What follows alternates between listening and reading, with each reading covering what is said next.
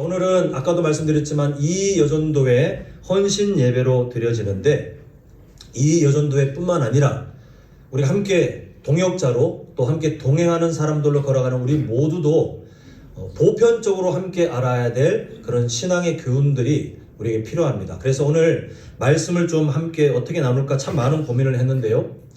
우리가 피해야 될 신앙생활 중에 하나가 뭐냐면 용두사미처럼 막 처음에는 막 뜨겁고 한데 나중에 흐지부지 뭔가 막 반응이 일어나는 것 같지만 그러나 삶에 보면 흐지부지, 이렇게 용두사미처럼 끝맺음이 없는 그 신앙의 성장이 될까 하다가 멈추고 될까 하다가 다시 원위치로 돌아가는 그런 신앙생활을 우리가 가급적이면 피하는 것이 우리 스스로에게 유익하잖아요. 그런 삶의 교훈들을 좀 함께 보고자 하는데, 오늘 워낙 많이 보셨을 내용이겠지만 예수님과 10명의 나병 환자들의 만남이 오늘 본문에 있는데, 그 안에 보면 신앙 성장의 단계가 이렇게 포함되어 있습니다. 오늘 세 가지 그 내용 좀 살펴보고자 하는데요. 첫 번째, 가장 먼저 우리가 신앙생활의 성장을 위해서 제일 먼저 첫 단추처럼 선행되어야 될 단계가 있습니다. 우리 한번 화면을 보시고 저를 따라 했습니다. 예수님의 은혜를 아는 삶. 시작. 예수님의 은혜를 아는 삶. 이게 무엇인가? 우리 본문 읽지 않았지만 11절 한번 같이 보면요. 예수님께서 예루살렘으로 가시는 중에 사마리아는 유대인들과 긴장 관계에 있는, 정말 서로 앙숙과 같잖아요. 늘 그 경계선, 지금 사마리아와 갈릴리 사이 이 지역은 늘 경계선이, 그래서 어찌 보면 유대인들은 피하려는 곳이죠. 근데 예수님은 늘 이런 곳을 찾아다니시거나 개의치 않고 오히려 막 사마리아로 가시거나 그렇게 한 영혼의 소중함을 품고 가시는데, 이때 12절을 보면 우리가 주목할 이제 나병 환자 10명이 등장합니다. 보시면요. 한 마을에 들어가셨습니다. 나병 환자 10명이 예수님을 만나는데 뭐라고 되어 있습니까? 멀리 서서라고 되어 있어요. 여기에 긴장된 상황이 담겨 있어요. 왜 그러냐면 지금 예수님 시대의 나병 환자들을 대하는 일반 사람들은 그 사람들을 대할 때 가급적이면 안 마주치고 싶어요. 세상적으로 우리나라식으로 말하면 마주치기만 하면 재수없다고 생각해요. 재수없어. 나 오늘 나병 환자 멀리서 봤잖아. 재수없어. 이렇게 느껴질 만큼 모두가 부정하는, 마주치고 싶지 않은 그런 사람들입니다. 당시 그 나병은 심각한 전염병으로 분류되어 있었습니다. 자, 그래서 레위기 13장 46절을 보면 이렇게 명령하죠. 병이 있는 날 동안은 늘 부정할 것이라. 그리고 끝이 중요한데요. 그가 부정한 즉 혼자 살되 그 다음에 진영 밖에서 사람들과 마주치지 않도록 아예 내쳐졌어요. 그러니까 나병이 걸린 사람은 그냥 몸이 좀 아파요가 아니라 그동안 자기가 일반적인 그냥 정상적인 삶을 살았던 그 안에 있던 관계, 자신의 어떤 인생의 어떤 가치, 이런 게 다 무너지는, 그야말로 절망으로 던져지는 그런 사람들이었습니다. 그 사회적으로 고립되고, 그리고 이 유대교 중심으로 봤을 때 종교적으로는 부정한, 마치 하나님께 저주받은 사람들처럼 그게 취급받은, 그야말로 어디 하나 마음의 힘을 얻을 수 없는, 몸도 점점 상하죠. 사람들은 더럽게 여겨지죠. 그리고 스스로도 내가 저주받은 존재인가. 가족들은 만날 수 없죠. 그야말로 진짜 먹고 사는 문제조차도 보장받을 수 없는, 요즘에야 그나마 어떤 복지를 위한 여러 제도들이 조금씩이라도 있지만 이때는 그런 것도 없었습니다. 그래서 본문 12절 아까 전에 우리가 본 것처럼 멀리 서서 이 나병 환자들은 그렇게라도 예수님을 볼 수밖에 없는, 예수님을 만나야 되는데 멀리 서서, 근데 혹시라도 그 목소리가 전달되지 않을까봐 막 큰 소리로 외칩니다. 그때 어떻게 외치냐? 13절 보시면 예수 선생님이요, 그 다음에 우리를 불쌍히 여기소서라고 하고 있습니다. 자, 예수님 시대에 여러 종류의 사람들이 있었어요. 근데 예수님을 대하는 태도로 보면 어떤 사람들은 예수님을 무시해요. 어떤 사람들은 예수님을 적대시해요. 그런데 이 나병 환자들처럼 어떤 사람들은 예수님을 무척 필요로 했어요. 이 사람들이 왜 필요로 했습니까? 진짜 구약시대에 하나님께서 말씀으로 미리 말씀하신 구원자로 충분히 그 신학적인 모든 의미를 다 이해했기 때문에 아닌 거는 우리가 다 알잖아요. 그렇게 성숙한 신앙의 단계로 보기가 참 힘들었기 때문에 예수님께서 베드로의 고백했을 때 기뻐하셨을 정도로 그렇게 보는 것은 사실 힘들었습니다. 그런데 예수님 시대에 어떤 사람은 무시하고 어떤 사람은 적대시대에서 막 예수님을 죽이려고 하는 그런 시대 속에 이런 사람들은 예수님을 막 갈망하는, 예수님의 도움을 받고 싶어하는 그런 사람들이 있었어요. 간단하게 말해서 이 나병 환자들은 예수님께 자신들의 소망이 있다고 믿었습니다. 그래서 멀리 있지만 외쳐가지고 그 예수님이 혹시라도 지나갈까봐 큰 소리로 우리를 불쌍히 여기소서라고 막 외치면서 예수님의 도움을 갈망하고 있는 것을 보게 됩니다. 자신들의 삶을 다 파괴해버린, 세상으로서는 어떻게 희망이 없는 그 나병이 낫고자 하는, 근데 저분이라면, 들려지는 소문에 의하면, 저 예수라는 선생에 의하면 하나님의 아들이 아니랄지라도 그 사람들의 생각 속에요, 예수라는 저 분만 통하면 우리가 나을 것 같은 그 믿음, 이게 바로 첫 번째 단계예요. 예수님의 은혜를 인정하는 삶이에요. 아는 삶. 여기서부터 우리의 신앙생활은 자라가게 됩니다. 이 시대도 마찬가지죠. 예수님 시대처럼 지금도 보면 예수님 무시하는 사람들, 어떤 사람은요 뭘 그렇게 예수님이 잘못했는지 진짜 예수님이란 존재를 되게 막, 그리고 어떤 사람들은 교회에 대한 상처 때문에 그것 때문에 더 막 이렇게 예수님을 밀쳐내는 그런 시대 속에 있습니다. 말세 때라고 부를 정도로 이 시대는 예수님을 무시하는, 그런 적극적으로 무시하는 그런 시대입니다. 근데 그런 시대 속에서 어떤 사람들이 신앙생활의 성장을 누리냐면, 그런 시대 속에서 물론 하나님의 은혜로 창세전부터 그 이름이 선택되어 예수님을 믿게 허락된 사람들에 해당되겠죠. 그렇지 않은 사람들은 스스로 예수님을 찾지 못하니까요. 그렇게 우리 성도님들처럼 창세전부터 예수님을 믿도록 허락되어 그 구원의 과정 속에 인도되고 있는 사람들 중에 어떤 사람들이 신앙이 자라가냐면, 예수님에 대한 그 갈망, 예수님이 주시는 은혜에 대한 신뢰, 그것에 대한 목마름이 있는 사람들이 그때부터 신앙이 성장돼요. 교회에 출석한다고 모두가 잘하는 게 아니더라고요. 저는 정말 그런 사람들을 목회자의 심정으로 많이 봤습니다. 겉으로 일 열심히 해요. 진짜 막 주일날 아침부터 막, 옛날에 저녁 예배 있을 때는 저녁 밤늦게까지 열심히 헌신해요. 그런데 시간이 지나도 성장이 없는 분들이 참 많았어요. 참 희한하죠. 직분과 상관없고요.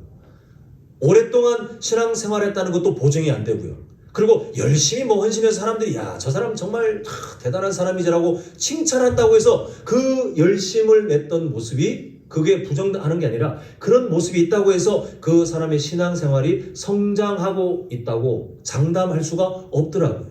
근데 어떤 분들이 자라가느냐? 갈망. 그 은혜를 갈망하는 거. 예수님이 나의 소망, 나의 도움. 그게 설령 정말 기복적인, 오늘 뭐 나병 환자들 뭡니까? 목적 하나밖에 없어요. 나 병 낫고 싶어요. 그걸 할지라도 내가 예수님, 정말 우리 삼위일체 되신 하나님께 내가 엎드려야 나 산다. 그분이 내 삶의 문제를 해결할 수 있다. 이 인정하는 마음. 여기서 신앙생활의 성장이 성장이 시작됩니다. 오늘날 예수님 믿는다고 하지만 예수님의 은혜를 그다지 필요로 하지 않는 사람들이 많은 이 말세 때에, 예수님이 믿는다고 하지만 예수님의 은혜를 찾는 일에 무관심한, 귀찮아하는 그런 기독교인들이 참 많은 이런 시대 속에 정말 간절히 바라는 것은요, 이 자리에 계신 우리 성도님들만큼은 나병 환자들이 큰 소리로, 그 사회적 분위기 때문에 멀리 설 수밖에 없지만 큰 소리로 지금 화면에 있는 것처럼 불쌍히 여기소서 하는 것처럼 하나님의 그 은혜 앞에 그저 엎드릴 수밖에 없고 울 수밖에 없는, 그렇게 달려갈 수밖에 없는 그 간절함, 그렇게 하나님의 그 은혜를 아는 귀한 인생 되시길 간절히 소망합니다. 덧붙여 오늘 헌신을 다짐하는 우리 이 여전도의 여러분들께 부탁드리는 것도 이 첫 번째 단계와 연관되어 있는데요. 우리 이 여전도의 연령대 그리고 하시는 여러 상황들을 보면 교회에서 참 많은 역할들을 하시는 중요한 그런 자리일 때가 있습니다. 근데 그거보다 더 우선되는 것은 성도님들 개인이, 우리 여전도의 개인이 하나님 앞에 목마른 사슴처럼 살아가셨으면 좋겠어요. 그 목마름이 회복되어야, 그 목마름에서 출발해야 우리의 신앙 상태가 자라갑니다. 우리는 성장을 누리게 되는데, 우리 모두가 은혜를 알고 그 은혜에 목말라 하는 그 성장의 첫 단계를 잘 지키고 살아가시는 우리 모두가 되시길 간절히 소망합니다.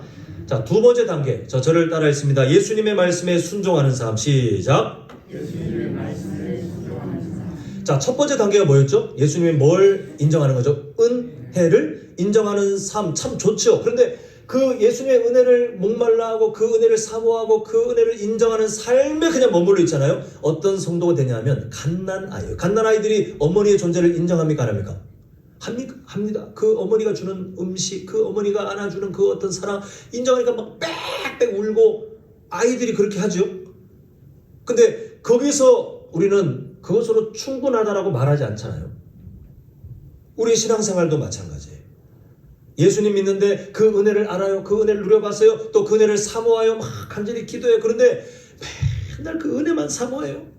마치 갓난아기가 울면서 젖을 구하는 것처럼 그냥 다 어린 신앙생활로 멈출 위험이 있습니다.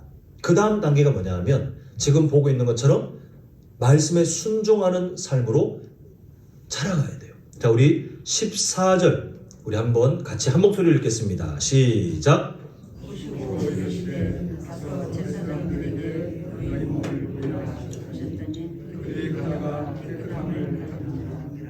자, 저는 14절 보고 진짜 이상하게 느껴져요. 성도님들 혹시 이상하게 느껴지십니까? 14절의 내용은 사실은 되어진 절차를 보면 엉망이에요. 엉망. 순서가 엉망이에요. 자, 지금 예수님께서 하신 그 명령, 제사장에 가서 보여라 라고 하는 것은 그 시대 유대교의 그 전통, 규정을 따라서 예수님이 그 사람들의 삶을 회복해 주시기 위해 그렇게 하신 거예요. 근데 중요한 이 의미가 있는데, 나병 환자들이 반드시 제사장에게 자신의 몸을 확인하게 되는 것은 아까도 말씀드렸지만 그 시대 의료 기술로는 완치할 수가 없는데, 나병 환자가 혼자 느낌이 나 좀 나은 것 같은데, 오늘 몸이 좀 괜찮은데, 요즘 내가 좀 괜찮은 것 같으니까 나 나은 것 같아. 자기 혼자 판단해가지고 그냥 함께 살고 있는 사회에 들어가가지고 나 괜찮은데 같이 삽시다 이러면 그 공동체는 다 전멸해요. 잘못하면. 그러다 보니 혼자의 판단이 아니라 반드시 제사장, 대표로 되어 있는 제사장의 판단을 통해서 정말 나았는지 아주 명백하게 그것을 확인하도록 한 거예요. 근데 문제는 예수님께서 그 규정을 따라 그럼 가서 확인해라 라고 하셨는데, 자, 지금 14절을 잘 보시면 너희들 가서 제사장에게 너희 몸을 보여라 라고 명령이 주어진 그 시점에 그 뒤의 내용을 보시면 유추하시겠지만 이 사람들이 나병이 나았을까요? 안 나았을까요? 어떤 것 같습니까? 나았을까요? 안 나았을까요? 안 나았어요. 그 지금 어떤 위험이 있냐면 예수님 말씀을 하셨는데 이 사람들이 한번 순종을 한다고 쳤을 때에 앞으로 뭔 일이 있을지 보장이 안 되잖아요. 근데 예수님이 가서 제사장한테 보이래요. 근데 여전히 지금 막 나병이에요. 몸이 막 나병. 살이 썩어 문드러지고 있는 그 병이 그대로 있어요. 예수님이 가라고 해서 내 손을 보니 그대로 지금 다 몸이 상해 있는 그대로. 근데 이걸 가지고 제사장에 이르고 가는 그 마음이 어떤 마음일까요? 저는 못 갈 것 같은데요. 저는 갔다가 돌에 맞아 죽을 수도 있는데 못 갈 것 같아요. 근데 우리가 주목할 놀라운 믿음이 나타나는데 지금 가라. 예, 10명이 이제 어떤 마음으로 출발했는지 모르겠지만 제사장에게로 출발하는데 여전히 출발 그 직전에 여전히 나병이에요. 예수님께서 순서로 따지면 예수님께서 안수를 하시든 아니면 말씀을 하시든 나았다. 와 나았네요. 가서 제사장에게 보여라. 이게 순서가 맞잖아요. 그럼 이 사람들이 막 감사하면서 찬양을 부르며 가서 우리 예수님 만나가지고 나왔어요. 이게 우리가 아는 일반적인 자연스러운 흐름 아닙니까? 그런데 전혀 낫지 않고 여전히 나병인데 이 사람들은 예수님의 말씀을 믿고 갔다니까요. 근데 놀라운 일이 노란색 글씨처럼 그들이 가다가 확신 지금 확인 이런 거 없어요. 그냥 예수님이 가라고 했으니 나을 줄 알고 이 사람들은 갔어요. 그리고 가는 도중에 깨끗함을 받고 제사장에게 몸을 보이는 일이, 순서는 막 엉망이지만 그 순서가 꼬여 있는 듯 하지만 이 사람들이 어떤 믿음을 가지고 갔는지를 우리가 보게 됩니다. 사랑하는 성도 여러분, 우리가 신앙생활을 할 때 정말 중요한 과정은 주어지는 하나님의 말씀에 대해 우리가 어떤 삶의 태도를 가지느냐가 정말 중요해요. 예수님의, 아까도 말씀드렸지만 예수님의 은혜를 아는 건 정말 중요한 단계인데 여기서 멈추면 갓난아기라니까요. 근데 그 다음 단계로 우리가 반드시 가야 될 이유가 뭐냐면 하나님의 말씀이 던져지는데 그 말씀이 내 삶에 어떠한 반응도 없어요. 그냥 은혜만 알아요. 은혜만 안다는 게 뭡니까? 도움, 내 삶의 문제를 해결하기 위한, 내 마음의 문제든 뭐 진로의 문제든 아니면 몸의 문제든 아니면 상황의 어떤 문제든 그 문제를 해결하기 위해서 하나님을 인정하는 것에 멈춰 있으면 하나님의 말씀이 던져졌을 때 우리 삶에 어떠한 반응도 안 일어나는 상황이 돼요. 그건 어린 수준이에요.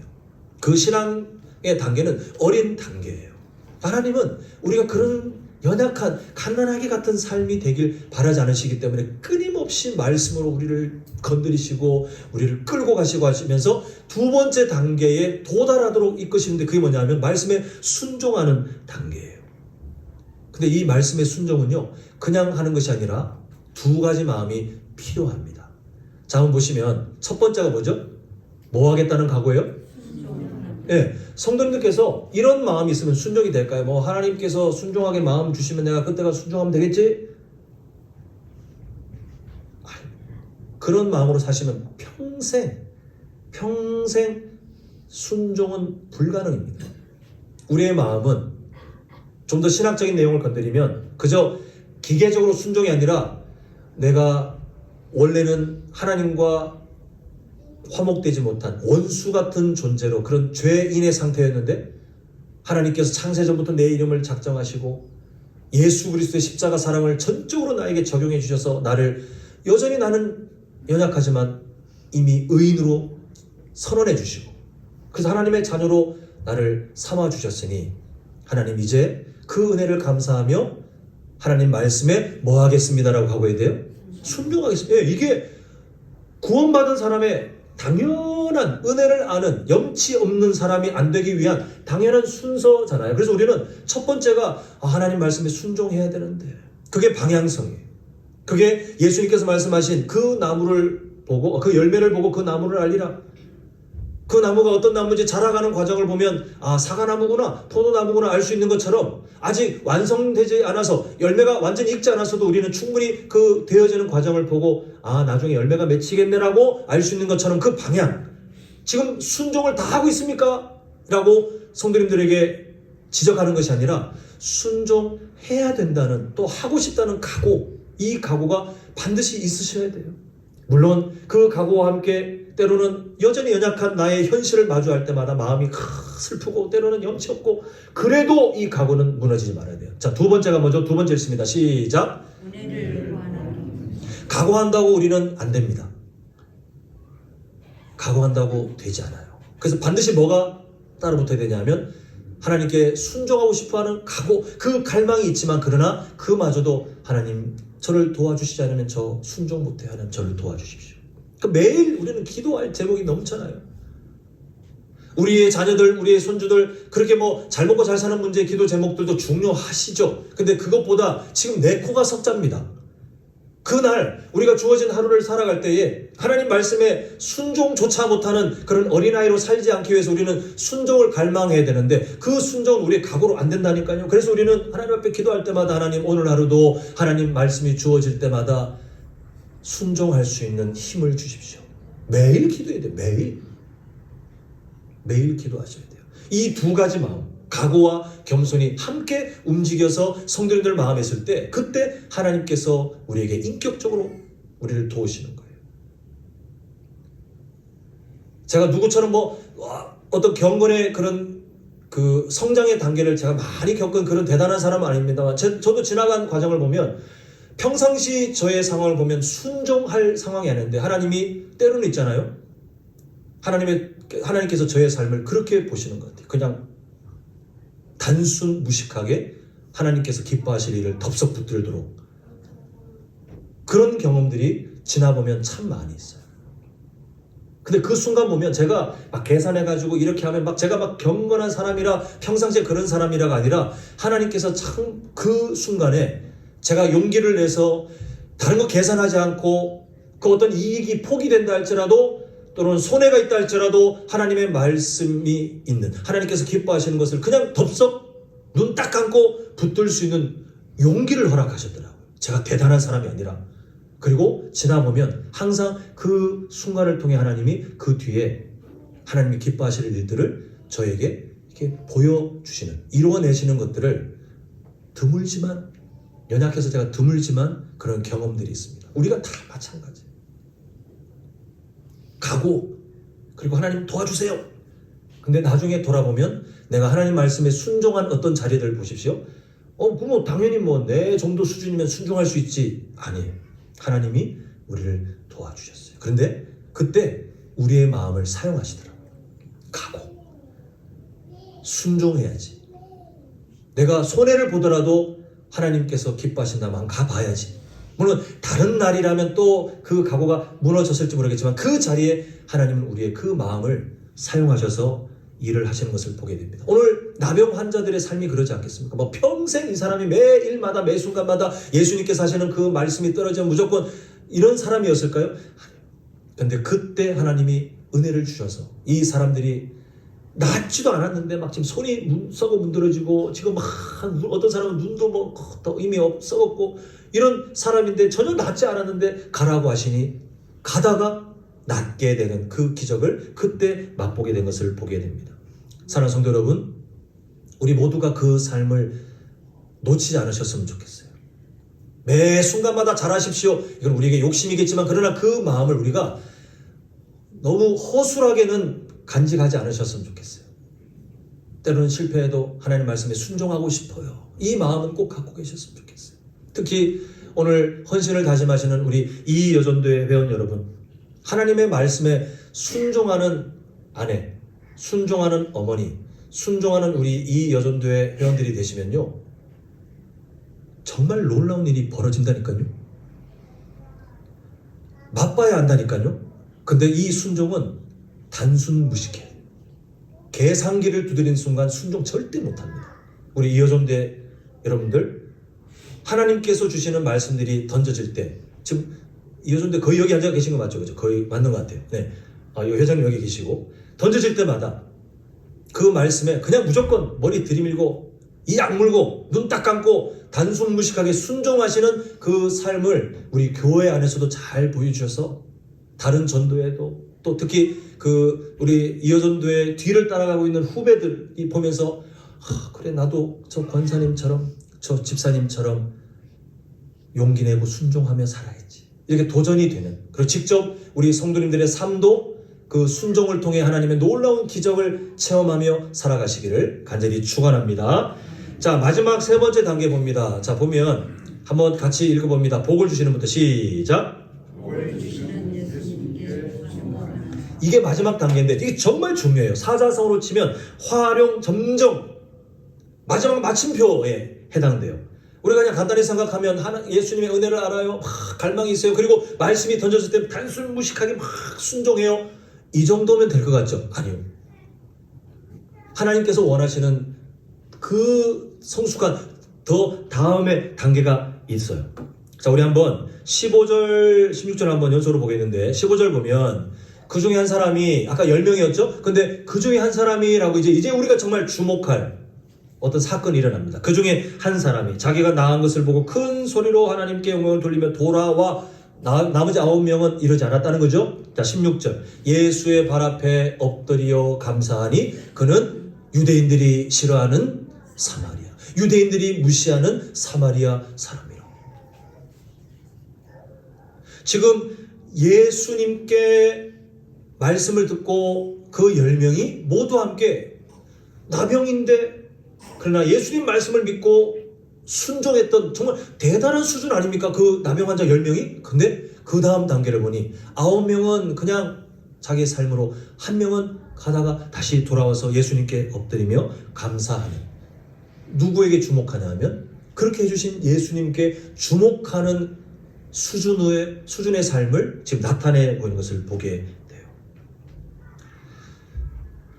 어떤 사람이 어떤 수준의 삶을 살고 있는지, 그 신앙생활을 할 때요, 그 사람이 어떤 수준의 삶을 살고 있는지를 보려면 질문을 하나 딱 던져보면 잘 알 수 있는데, 일어난 사건에 대해 이 사람이 하나님께 어떤 반응을 보이느냐, 좋은 일이든 나쁜 일이든 지금 그 사람에게 일어난 어떤 사건에 대해 하나님께 어떤 태도, 어떤 반응을 보이느냐를 딱 보면 그 사람의 지금 현재 신앙 수준이 대략적으로 그래도 보여집니다. 예를 들어 우리가 사무엘상 1장에 자주 인용했던 한나가 아이가 없어서 그 시대 문화에 따라, 그 시대의 잘못된 문화였긴 하지만요, 정말 저주받은 인생처럼 고통받고 또 대적 분인나가 계속해서 속을 긁고 그렇게 고통의 삶을 살 때 그 사건이 있었죠. 그때 이 한나가 하나님께 어떤 태도, 어떤 반응을 보였습니까? 우리가 잘 아는 것처럼 딱 하나밖에 안 했잖아요. 뭐 했죠? 하나님께 그냥 무조건 기도했어요. 한 번 아니요, 계속 기도했어요. 하나님께서 그 음성을, 그 마음을, 그 소중한 자녀를 구했지만 그 자녀마저도 하나님께 드리겠다고 하는 엄청난 각오가 나올 때까지 하나님이 기다리셨는데, 그때까지 계속해서 한나가 보인 태도는 기도하는 거였어요. 자, 오늘 본문에서도 마찬가지예요. 똑같은 질문을 던져보면요, 어떤 사건이 일어났는데 하나님께 어떤 태도를 보이느냐 질문을 딱 던져보니까 9명과 1명으로 딱 나눠지죠. 그죠? 9명은 그 1명과 다른 삶을 선택한 겁니다. 근데 1명은 예수님께 돌아와서 그렇게 해주신 예수님께 주목하고 진심으로 감사드린 것을 보게 돼요. 자, 17절 보면 우리 예수님도 인격적인 분이시라 아쉬움을 드러내요. 예수께서 대답하여 이르시되 10사람이 다 깨끗함을 받지 아니하였느냐? 그 9은 어디 있느냐? 예수님께서 막 지금 이 17절 뉘앙스가 어떻게 느껴지세요? 막 기뻐가지고 야, 그 9은 어디냐? 막 이렇게 하시는 것 같습니까? 예수님의 그 아쉬움이, 10명이나 그 기적을 누렸는데 9명은 오지 않아요. 그 9명은 예수님께로 돌아오지 않습니다. 자, 이때 우리가 이 성경에 정보는 없지만 충분히 상식적으로 추론해 볼 수 있어요. 9명, 지금 자신의 삶에 절망이 가득해 살 수밖에 없던 그 나병이 말씀 한마디에, 그리고 제사장으로 가는 도중에 나아버리는 엄청난 기적을 경험한 그 사람들의 마음이 기뻤을까요? 무덤덤했을까요?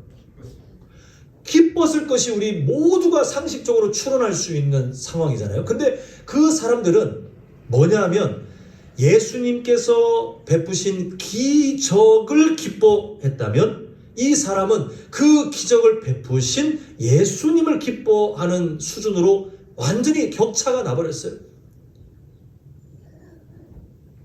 여기에 우리가 주목할 신앙의 교훈이 있습니다. 별것 아닌 것 같지만 이 차이는 엄청난 차이가 있어요. 분명히 그 사람들 예수님을 긍정적으로 기억할 겁니다. 아, 그 예수님이 나에게 이렇게 하셔서 내가 나았지? 근데 딱 그 수준이에요. 근데 이 한 사람은 자신이 누린 기적에 마음이 갔다가 이 기적을 베푸신 예수님께로 마음이 옮겨져서, 그래서 다시 돌아온 거예요. 그냥 마음으로 예수님 멀리서가 아니라 다시 돌아와 엎드려서 감사했을 때에 이 사람에게 주어진 선물이 뭐냐 하면 우리 19절 보면요, 그에게 이르시되 일어나 가라. 그 다음에 노란색 글씨 뭐라고 되어 있죠? 네 믿음이 너를 구원하였느냐. 예수님께서 이 사람에 대한 믿음을 구원의 근거로 받아주셨어요. 구원을 선언하셨어요. 이 사람 어디가 있을까요? 지금 우리가 장차 만날 천국에서 우리가 만나게 될 것 같아요. 그죠? 구원을 누리는, 나머지 9명은 이 은혜를 맛볼 수 없고 이 사람은 구원의 은혜를 누리는 것을 우리가 보게 됩니다. 완전히 다른 인생의 결말을 마주하게 되었죠. 사랑하는 성도 여러분은, 제가 정말 입이 아프도록 외쳤는데 신앙생활의 본질은 관계예요. 관계. 그래서 성경도 우리가 관계로 풀어서 구약의 두 가지 주제, 신약의 두 가지 주제를 우리가 예전에 한번 정리했죠. 그러니까 신앙생활은 항상 관계, 그리고 그 관계라는 키워드를 가지고 성경을 읽어 가셔야 됩니다. 오늘 그 세 가지 단계를 봤는데 첫 번째 단계, 예수님의 은혜를 인정하는 삶. 그래서 자신의 상황을 인식하는 그 수준도 참 소중해요. 그리고 나에게 소망이 되시는 그분이 예수님, 또 삼위일체 하나님이라는 것을 아는 것도 소중해요. 그리고 그 은혜를 갈망하며 막 간절히 다가가는 것도 정말 소중합니다. 그런데 거기서 멈추면 안 된다고 했어요. 두 번째, 말씀에 무조건 순종하는 거. 아직 몸이 낫지도 않았지만 그냥 한번 가보는데 이렇게 무식하게 그냥 아직 답이 보이지 않지만, 아직 결말도 나타나지 않았지만, 그러나 말씀에 무조건 순종하여 갔던 그 순종의 삶이 소중해요. 그런데 거기서 멈추면 안 된다고 했어요. 왜냐하면 친밀한 하나님과의 관계가 이어지지 않아요. 그 상태에서 멈추면. 우리는 하나님보다 주어진 복에 더 관심을 두려고 하는 연약함이 저를 비롯해 모두 다 갖고 계십니다. 아직 우리는 완벽하게 성숙하지 못했기 때문에 하나님께서 은혜를 주시잖아요. 그럼 그 은혜에는 막 눈이 확 가는데 그 은혜를 주신 하나님께 마음이 가는 것이 연약해요. 우리 모두가. 그러므로 우리는 오히려 어떻게 살아야 됩니까? 그 연약함을 인정하고 우리에게 은혜 주시는, 그 복을 주시는 하나님께로 우리의 마음을 더 주목하여 그분을 인정하고 그분과 친밀한 관계를 누리고자 힘쓰는 그 세 번째 단계를 살아가셔야 돼요. 이거는 그냥 가만히 내가 자발적으로 갑자기 하나님 봐야지, 갑자기 복을 주시는 하나님을 보게, 아니요, 안 됩니다. 방금 말씀드린 것처럼 우리는 이 땅에서 먹고 사는 문제, 또 우리 주변에 여러 기도 제목들이 있기 때문에 그 사건들에 막 시선이 가는 게 너무 익숙해요. 그래서 우리는 노력해야 돼요. 오히려 우리에게 그 은혜를 주시고 우리의 삶의 문제를 해결하실 수 있는 그 하나님께서 우리에게 그런 특별한 또 하나 일상의 은혜를 베푸셨을 때에, 그때 거기에 시선이 딱 멈추는 9명의 나병 환자가 아니라 돌아와서 예수님께 감사를 고백하고 구원의 은혜를 누렸던 그 한 명처럼 우리의 시선을 복을 주시는 하나님께로 우리가 억지로 훈련하여 습관을 들여 그 우리의 마음의 방향을 바꿔야 돼요. 자, 우리 신앙생활의 모범이 되는 여러 사람들이 이미 그렇게 살았어요. 아브라함 어떤 사람들입니까? 아브라함 어떤 사람입니까? 막 하나님의 복을 찾아서 이 땅 쑤시고 저 땅 쑤시고가 아니라 아무것도 약속받지 못했지만, 물론 지금 말씀드리는 것은 순간순간 어떤 연약한 점들을 무시하는 게 아니라 전반적인 결국의 삶의 방향, 나중에 믿음의 조상이라고 칭찬받을 만큼 아브라함은 그냥 하나님 가라고 하면 가고 그렇게 따라가다 보니 하나님의 복이 함께 임했어요. 복을 얻기 위해서 막 그게 아니라 하나님께서 이끌고 가시는, 그리고 그 하나님께 주목했더니 하나님이 그냥 보너스로 복을 주셨어요. 이삭은 어떻습니까? 특히 창세기 26장에 가보면 그 기근을 만났을 때에 하나님께서 있으라고 하신 곳에, 또 하나님께서 있으라고 하신 그곳에서 여러 상처받는 일이 있었지만 그냥 묵묵히 그냥 하나님 때문에 그 모든 일들을 감당했더니 나중에 그 대적자들 같은 사람들, 그 지역 사람들에게 너는 하나님께 복을 받은 자로다 인정받을 만큼 하나님께서는 하나님을 주목하고 하나님께 마음이 고정되어 있던 이삭에게 하나님의 복을 허락하셨어요. 요셉도 마찬가지 아닙니까? 요셉은 형통한 사람이었어요. 노예로 팔릴 때도 형통, 감옥에 갇혔을 때도 성경이 형통이라고 했는데 그 형통이 왜 주어졌습니까? 요셉이 노예일 때 하나님의 형통을 찾아서 막 여기저기 쑤시고 다니고 감옥에 갇혔을 때도 아니요. 노예로 팔렸을 때도 감옥에 있을 때도 항상 요셉의 마음은 누구를 주목한 거예요? 하나님만 주목했더니 하나님의 보너스로 삶의 형통을 허락하셨어요. 다윗은 어떻습니까? 그 절망적인 여러 상황 속에 때로는 왕의 직무를 감당하며 전쟁을 감당해야 됐던 그 두려운 상황 속에서 늘 하나님을 주목하며 갔더니 하나님께서 때를 따라 살게 하셨고 때를 따라 도움을 받게 하셨고, 그리고 전쟁 때마다 승리를 경험하도록, 그리고 결국은 다윗을 통해 예수님이 예비되며 그 영원한 왕국이 예표될 수 있도록 하나님께서 다윗을 귀하게 사용하시는 것을 보게 됩니다. 우리도 마찬가지예요. 우리 성도님들 마음의 가장 간절한 소망 그 어떤 것들에 머물러 있으면 우리는 한국교회 고질병인 기복신앙에서 벗어날 수 없어요. 그 다음 단계 그 복을 쥐고 계시는 하나님의 손만 보며 사는 것이 아니라 그 하나님께 친밀한 관계, 그 하나님과의 교제, 그 하나님과의 만남을 더 사모하고 살아가는 성도가 성숙한 성도 아니겠습니까?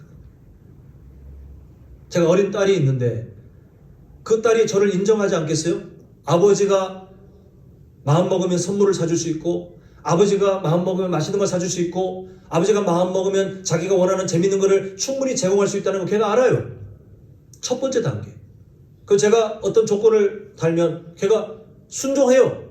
두 번째 단계. 그런데 만약에 그 아이가, 제 딸이 제가 어떤 제공하는 그거에만 집중하면서 저의 마음, 저와의 관계는 전혀 없고, 아버지를 인정하긴 하지만 그걸 주는 사람으로만, 그 사람이 손에 쥐어주는 선물, 아니면 맛있는 음식, 재미있는 어떤 것들, 그거에만 목말라면서 살고 있으면 제가 얼마나 서운하겠습니까? 그건 관계가 아니잖아요. 하나님이 우리에게도 똑같은 걸 말씀하시는 거예요. 나 너희들과 가까이 지내고 싶다. 나 너희들과 친밀하게 살고 싶다. 그게 하나님께서 성경 전체에 우리를 향해 드러내시는 하나님의 간절한 마음인데, 거기에 대한 우리의 가장 건강한 반응은 힘을 내서 마음을 다시 한번 구별하여 우리 눈앞에 있는 필요한 것들에 매몰되어 사는 것이 아니라, 그걸 얻기 위해서 막 쫓겨다니는 것이 아니라 그걸 쥐고 계시는, 그러나 나를 사랑하시고 예수 그리스도의 십자가 사랑을 기꺼이 나에게 주신 그 하나님, 삼위일체 그 하나님, 그분의 마음에 더 관심을 가지며 그렇게 살아갈 때, 그때 우리는 성숙한 그리스도인으로 살아갈 수 있게 됩니다. 이제 말씀을 맺을까 합니다. 우리 세 가지 삶 봤는데요. 숫자 빼고 한번 쭉 읽어보겠습니다. 세 가지 단계죠. 자, 시작. 예수의 은혜를 아는 삶, 예수의 말씀에 순종하는 삶, 복을 주시는 예수님께 순종하는 삶. 자, 성도님들은 지금 몇 번째 단계에 계십니까? 라는 질문은 의미가 없습니다. 성도님들의 삶은요, 여러 영역들이 있습니다. 그냥 한 사람으로 짠 이게 아니라 성도님들이 마주하는 여러 영역들이 있는데, 그 영역들마다 사실은 들쑥날쑥 점수로 따지면 어떤 영역은 1단계에 머물러 있고, 어떤 영역은 지금 2단계 겨우 갔는데, 또 어떤 영역은 3단계의 성숙한 모습을 보였다가 또 다시 1단계로 떨어졌다가 들쑥날쑥 하실 거예요. 괜찮아요. 우리는 그렇게 연약한 존재이지만, 그러나 아셨으면 좋겠습니다. 저기에 1단계에 머무르면 돼요, 안 돼요? 안 돼요. 2단계에 머무르는 거, 2단계 너무 멋진 삶이지만 머무르면 안 돼요. 우리는 항상 저 단계를 다 거친 다음에 마지막 복을 주시는 그 하나님께 주목하는 삶, 그분과의 관계에 목말라고 그분과의 관계를 더 중요하게 생각하는 그 수준으로 갈 때, 그때 성경에 약속한 그 복들이 막 성도님 삶을 채우는 거예요. 그 놀라운 풍성함과 능력들이, 이 세상이 이해할 수 없는 그 일들이 성도님들의 삶을 충만히 채울 것입니다. 우리 그런 삶을 꿈꾸셨으면 좋겠어요. 왜 못하십니까?가 아닙니다. 저도 잘하고 있는 중이라 저도 안 되잖아요. 근데 우리는 꿈꾸셨으면 좋겠어요. 방향성. 신앙생활은 방향성이니까요. 특히 우리 이 여전도의 우리 회원 여러분, 기도하는 아내, 기도하는 어머니로 살고 계십니다. 근데 이 3단계를 꿈꾸시며, 이 3단계를 훈련하시며, 또 3단계를 누리며 사시는 기도하는 아내, 이것을 누리며 사시는 기도하는 어머니가 될 때 진짜 하나님께서 귀하게 사용하시는 기도의 사명자들이 되실 거예요. 바라기는 우리 모두가 이 3단계를 차근차근 밟아 하나님과의 친밀한 관계, 그분께 주목하는 성숙한 단계를 늘 꿈꾸고 주님께서 부르시는 그날까지 우리가 힘써 잘 살아가시는 우리 모두가 되시기를 간절히 소망합니다.